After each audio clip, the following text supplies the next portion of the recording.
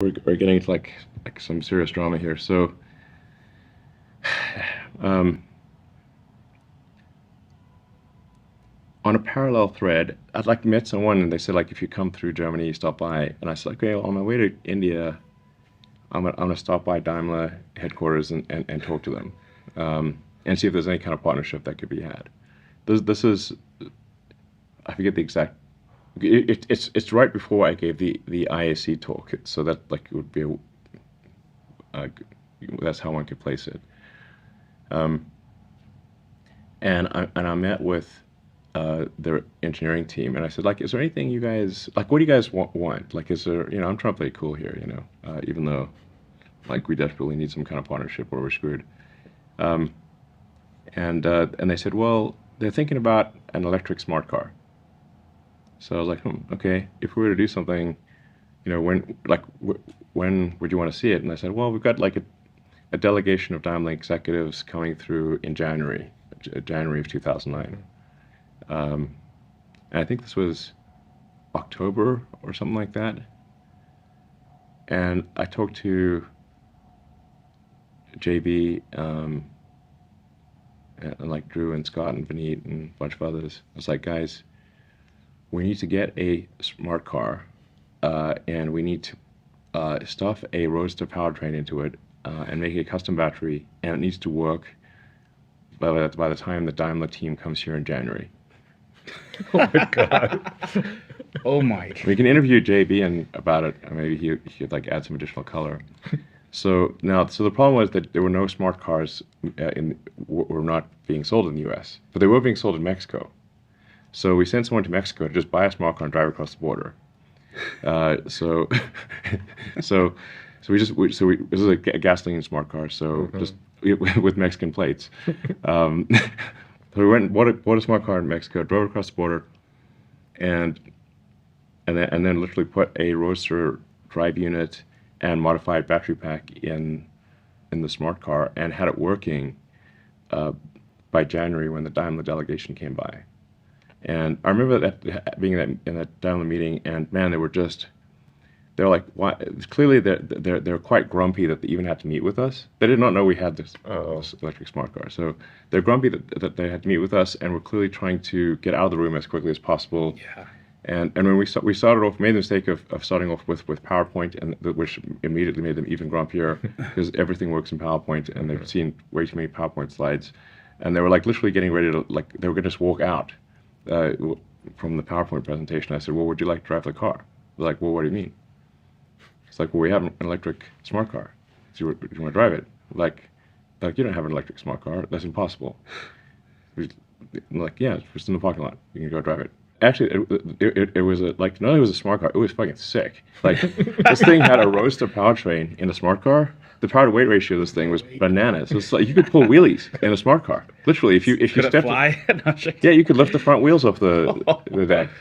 Motorcycle torque on a four-wheel vehicle. Yeah, motorcycle torque on a four-wheel vehicle. It was insane. You could burn rubber in a smart car. It looked bizarre. Like, you just never seen a thing move like that. Then I might actually drive a smart car if it was like Yeah, that. it was awesome.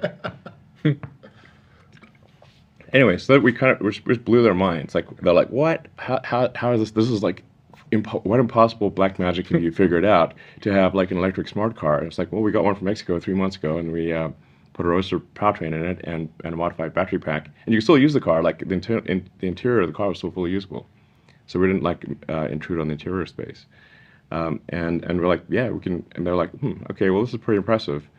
They never seen anything like this before. So then they're like, okay, well, they'll consider that they will do some smart car limited production. Like part of this is because they had to make the regulators happy. So this was not like, they needed like some, sustainable energy cars to make the regulators happy. That was the reason for this electric smart car. The fuel, the fleet miles. It was not a grand vision by Daimler to go electric. No. It was to get these annoying regulators off our back. So For the credits, right? yeah, there was like Compliance. it's compliance vehicles. So it's like there was like a minimum number of electric vehicles that had to be made. They could also make fuel cell vehicles, but those were way more expensive. Yeah. So from this standpoint, it was at the time, it was really more like, well, what's the least amount of money we can spend and get the regulators off the regulator monkey off our back. So like, so anyway, so we ended up making a bunch of electric smart cars for Daimler, and then over time we actually extended that into an electric A/B class, but they were always just really compliance vehicles. They did not want to make. Daimler was not willing to place at that time a big bet on electric vehicles. And so the volume and the price were always like, the volume's too low, the price is too high. These are going to be niche vehicles no matter what. But anyway, so what it did lead to, which was really essential, was Tesla getting saved by Daimler investing $50 million. So the $40 million invested in December of 2008 just gave us 6 months of runway. So that basically gave us until June of 2009. And again, during this period, General Motors is bankrupt, Chrysler is bankrupt. So not a lot of people are interested in investing in a startup car company, let alone an electric car company. Yeah. And remember, this is back when electric was synonymous with dumb. You could just say, instead of using the word electric car company, you could just substitute dumb. Do you want to invest in a dumb car company? That's what it sounded like to most people. So at the time, I think Daimler vaguely thought that the Volkswagen Group might invest in Tesla, and they didn't want that. So they were essentially to block VW from investing in Tesla, which, by the way, VW was not going to invest in Tesla. I talked to their person, and they expressed some initial interest, but then they went dark on me. So. Actually, the only investor that was interested in Tesla at all was Daimler, and that was because of the electric smart program. Wow! So they invested $50 million into Tesla at roughly a $500 million valuation. So it worked out. Yeah, 10% or something like that. Yeah, they got 10% of the company. Yeah. I mean, we're really in the weeds here. So hopefully this is interesting to some people. But this is definitely some deep lore war story stuff. So then in 2009 we're also just figuring out how to actually get the Roadster into volume production. Yeah. So we were not able to reach volume production by Roadster standards in 2008, and we still had a bunch of things in the car that were I think we managed to deliver maybe 20 or 25 cars. In 2008, most of which were in December. And then we had to bring all of those cars back to have their drivetrains replaced. And I think most of them got their battery pack replaced too. So, I mean, it was just a fumbling mess, basically. It was insane. But in 2009 is when we actually figured out how to make the car half decent Roadster 1, where you could give it to someone and it wouldn't just break down immediately. And roughly summer of 2009 is when the car wasn't a complete piece of trash. That just didn't work. And then we did a Roadster 1.5, and then Franz joined. And Franz helped redesign the Roadster and make it better with the Roadster 2. Then by basically late 2009, early 2010 is where the Roadster was a decent as a toy. Yeah. Not as a transport you could count on, but as a toy, it was decent. Became decent around end of 2009, early 2010. Anyway, so that Daimler investment in May 2009 was what was essential to Tesla's survival, not a government loans. So this is another thing that is a misunderstanding here, because they got confused because GM and Chrysler and Ford, GM got a massive bailout, just a flat-out friggin' donation from taxpayers, of tens of billions of dollars. So GM got like yeah, I don't know, $30 billion handout basically with no repayment. Last I checked, there's over 14 billion that's unpaid. Okay, so maybe it's It's a real amount though. okay. It's 14 that has not been repaid and never will be, I suspect. So, and then Chrysler got a bunch of money, and then Ford got like a $5 billion loan. But Ford is in better financial shape because I don't know for whatever reason. I think the Ford family has more long-term thinking than the people that were running GM and Chrysler. So they were in a better financial position. But it remains the case today that the only American car companies that have not gone bankrupt are Tesla and Ford. And you know, unless something changes significantly with Rivian and Lucid, they will both go bankrupt. They're tracking to bankruptcy. They may not say like that is currently like if this was an airplane, they're going like that. So if something happens to go change, okay. But currently, the intersection with doom. Yeah. So you know, I hope they are able to do something, but unless they cut their costs dramatically, they're in deep trouble. And we'll end up in the cemetery like every other car company, with the exception of Tesla and Ford. Anyway, that Daimler investment was essential to Tesla's survival. Around that time, in mid-2009, we got a letter, sort of a letter of interest, like a non-binding letter of interest from the DOE for a loan that I believe was around $500 million.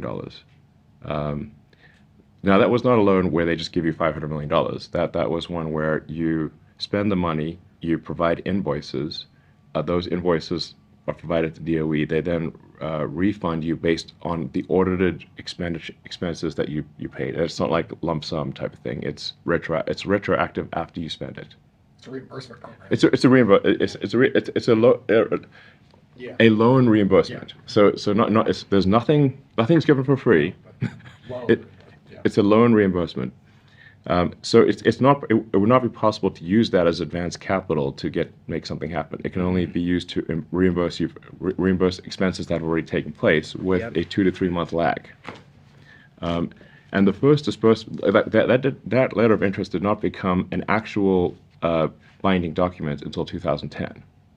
And then the first money that Tesla received as a reimbursement from that, I think, was March or April of 2010, by which time the recession had passed. So if we had needed the money from that loan, Tesla would have gone bankrupt. Yeah.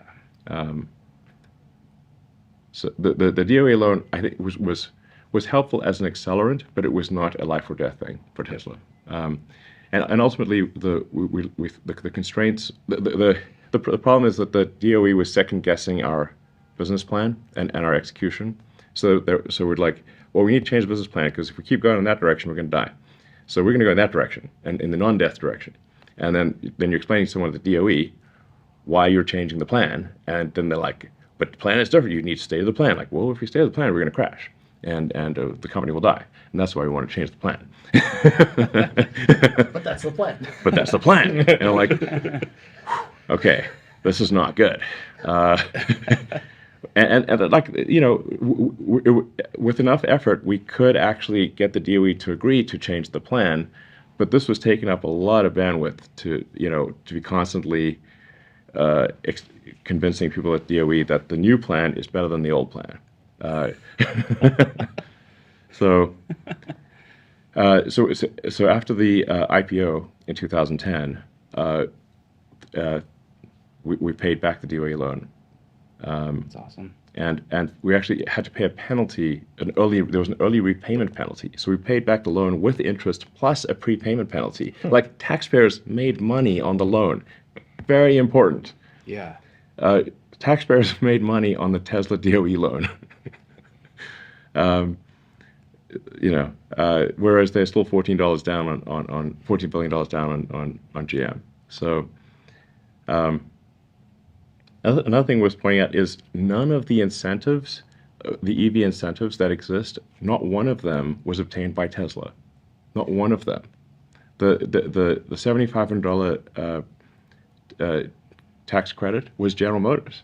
They're the one who got that. Like Tesla had no lobbying power in DC at all. But GM had huge lobbying powers. They're the ones that got the $7,500 tax credit put in place, um, and Nissan.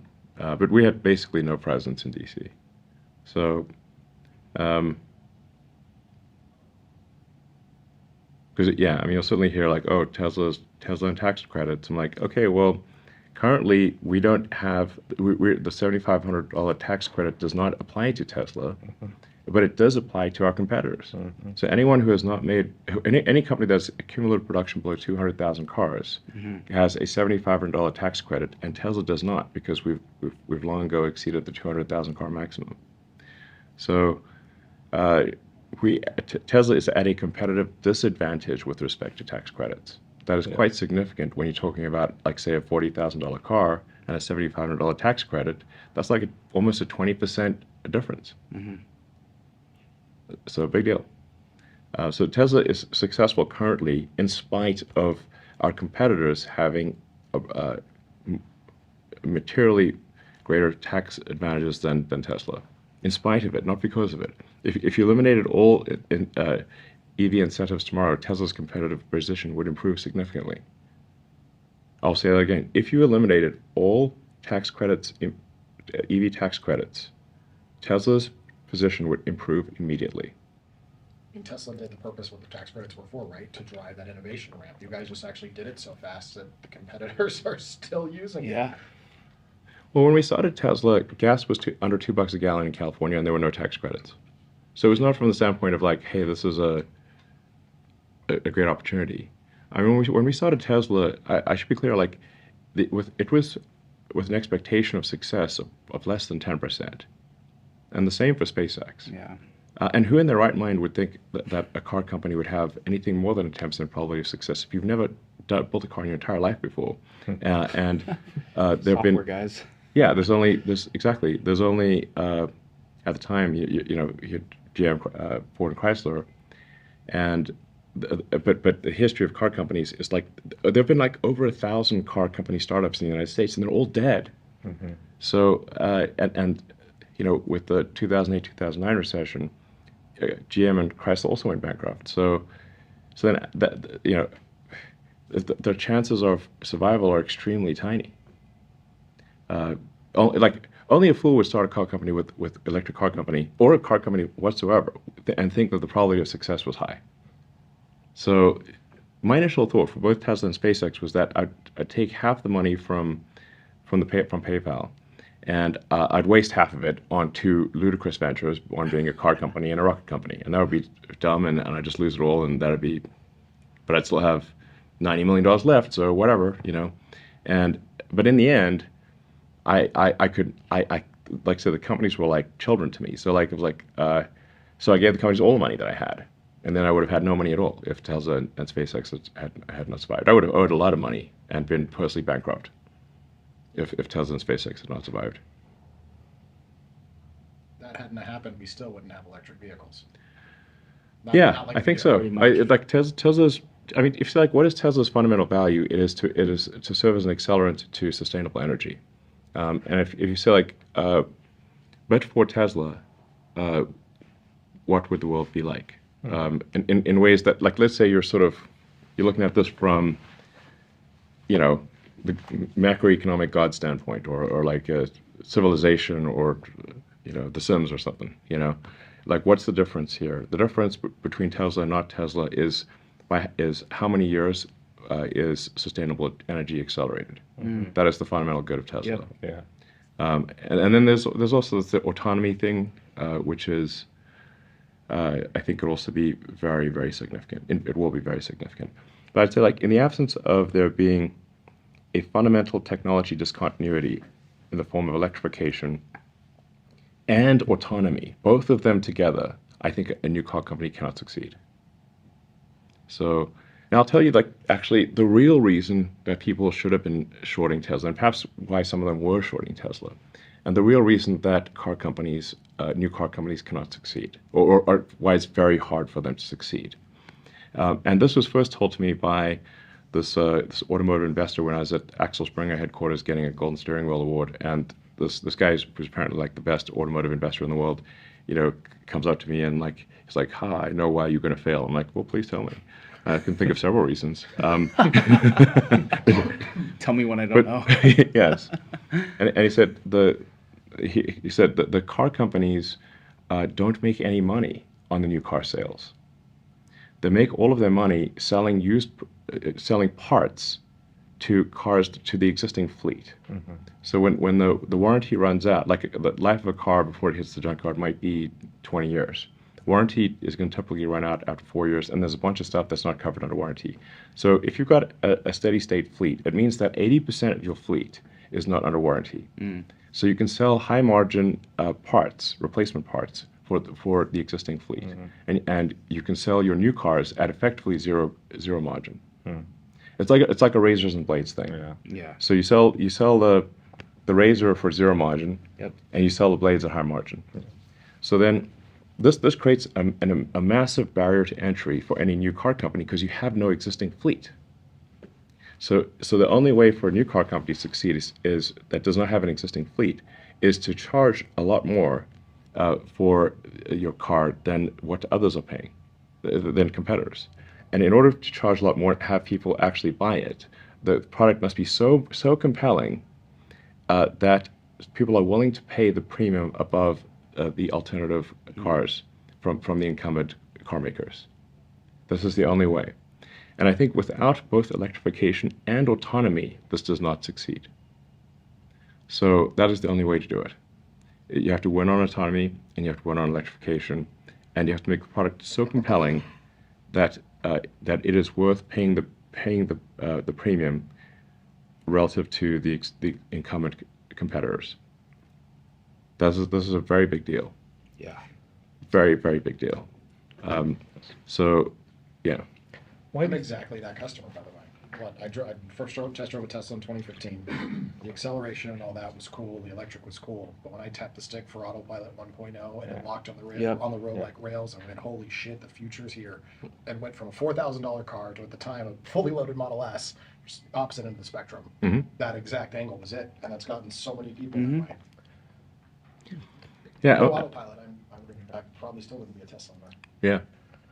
Why do you Exactly. think- And the thing that actually got me, because we're going to get a lot of flack for like autopilot deaths and stuff. Yeah. But let me tell you that, yeah, it's like no amount of statistics can convince people otherwise. They're like, Put on time. yeah. But the thing that actually got me to really get a move on with autopilot was that this anecdote illustrates several things, by the way. And I think this might have been like 2014 or something like that. A Model S owner in the Bay Area fell asleep while driving his Model S and ran over a cyclist and killed the cyclist. Now, if there had been even basic lane following, that cyclist would still be alive.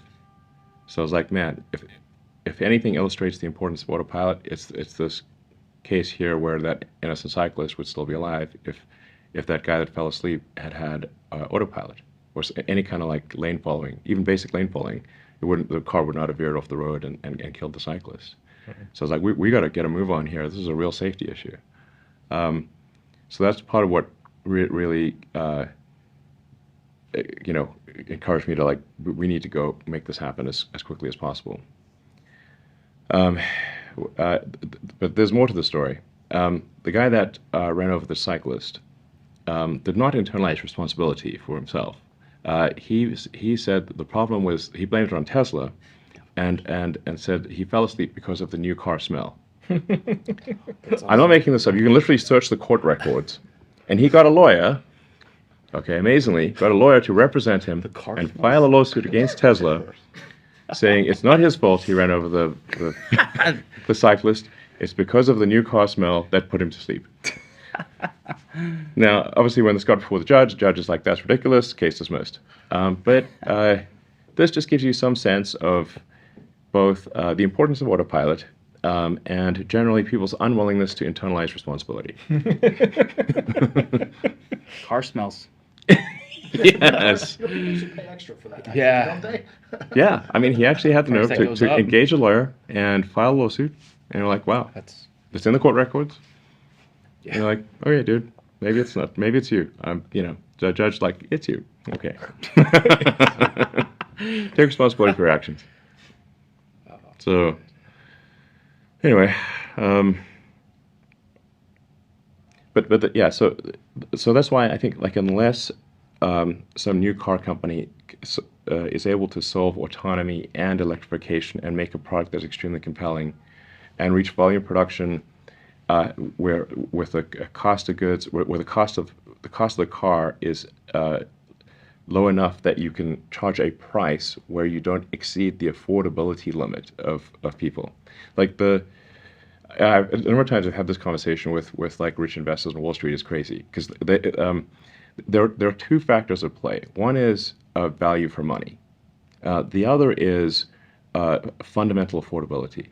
So these things are often conflated by if somebody has tens of millions of dollars, lives in Wall Street and whatever, they don't understand that they just think about value for money. They don't think about affordability. Like all cars are affordable. If someone just literally does not have enough money in the bank account, they cannot buy the car, even if you rail desirability to infinite. Like we'll just turn the desirability knob. This thing, Car will smells. transform into a jet and fly you to a private island that it will create by itself. You can make it so desirable that you can just make desirability infinite. But if it costs more than people can afford, they can't buy it no matter how great it is. And so that affordability threshold is very, very important. So it must both be good value for money and be affordable in order to achieve the unit volumes. And where car companies can get kind of painted into the corner of doom is if the cost of the car is so high that they have to raise the price of the car to the point where the price of the car is, and Rivian I think has this problem, so that they either need to fix it or they're in deep trouble. They raise the price to the point where only a very small number of people can afford the car, no matter how desirable it is. Then at that point, if you cannot achieve a unit volume that covers your fixed costs, you're screwed. Mm-hmm. So, Rivian needs. My advice to Rivian would be to cut costs immediately across the board dramatically, or they're doomed. Yeah. So, this applies to any car company. Really. Yeah. As you raise the price, you're sort of the percentage of people who can afford the car starts to drop exponentially. Start getting a car above $100,000. Very, very few people can afford it, no matter how desirable it is. And then you've got to have enough unit volume to pay for your fixed overheads. So you've got to cover your operating expenses. Just check, see if I. We can do a time check too if we need to. No, I'm just. A friend of mine is like suggesting that I troll hard drive by posting more memes from them. They're just going to keep stealing their memes and posting them without giving them any credit. People love that. This is the internet. The memes belong to the internet. Yeah, exactly. It's the whole point of a meme. Exactly. Yeah. It's the transmitter of the pure information. And typically you'll like the meme too that you'll post, and so people know where it's coming Nah, from. memes belong to people. Yeah. So that's- You create your own memes, though, don't you? I saw it create some memes. Your meme game is strong. Thank you. Yeah. Who controls the memes? Controls. My friend is saying I should post hard drive memes and declare that I made it myself. I made it myself. and then tell hard drive to stop copying me. Wow. Well, maybe one day autopilot AI will figure out how to copy you. Yeah. That might be scary. I'd be so vexed. So yeah. You good on time too? Yeah. I'm okay. I was just getting little text buzzes. So, Oh, good. but nothing is like the house, something's on fire. Which, by the way, sometimes I do get the text. House is on fire? The house is on fire. The car is on fire. The dumpster's on fire. Oh, So, yeah. Remember, it's on we've fire. had a lot of dumpster fires at Tesla, actually. I've heard. What's going on in Fremont? It seems like a lot of fires I've heard there. yeah, my friends there keep texting me every time. There's a dumpster Yeah. fire. They're about Literal to leave for dumpster like fire. 30 It's like minutes. not a Yeah, metaphorical literal dumpster fire. It's literally a dumpster on fire. I just imagine